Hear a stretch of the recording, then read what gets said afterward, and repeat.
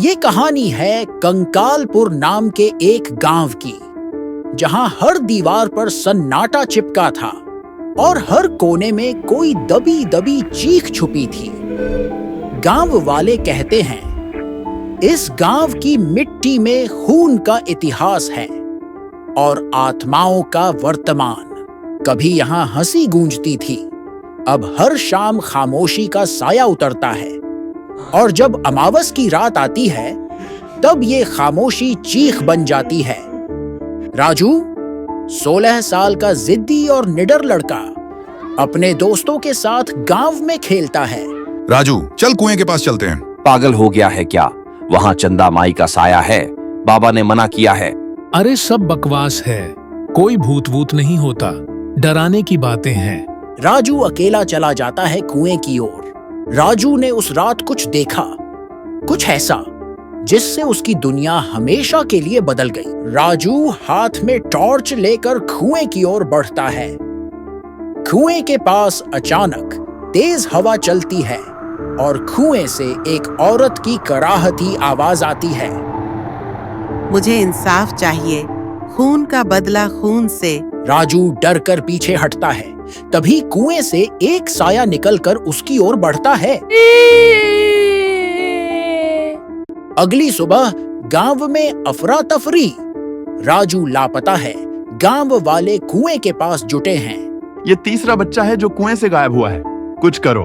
चंदा माई लौट आई है, अब गांव को बचाना मुश्किल है। गांव के सबसे बूढ़े बाबा 90 साल के बच्चों को कहानी सुना रहे हैं। चंदा उस जमाने की सबसे सुंदर लड़की थी। जमींदार ने धोखे से शादी की और उसकी रातों रात हत्या कर दी, उसे कुएं में फेंक दिया। तब से उसकी आत्मा इंसाफ मांगती फिरती है। लेकिन पुलिस ने कुछ नहीं किया? नहीं बेटा, क्योंकि जमींदार के पास पैसे और पावर था और अब चंदा माई खुद अपना इंसाफ ले रही है। मीरा 18 साल की साहसी लड़की राजू की बहन है।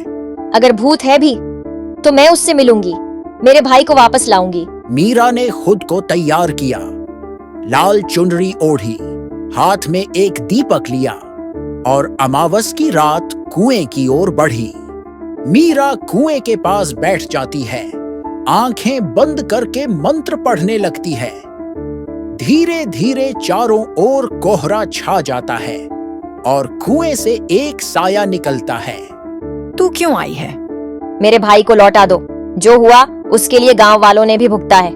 इंसाफ मिला तो आत्मा शांत होगी। मेरे हत्यारे की हड्डियां हवेली में दबी हैं। मीरा ने गांव वालों को इकट्ठा किया। हवेली खोदी गई और सचमुच वहां से जमींदार की हड्डियां निकली। पुलिस ने केस खोला और चंदा को न्याय मिला। गांव में रोशनी लौटती है, बच्चे खेलते हैं।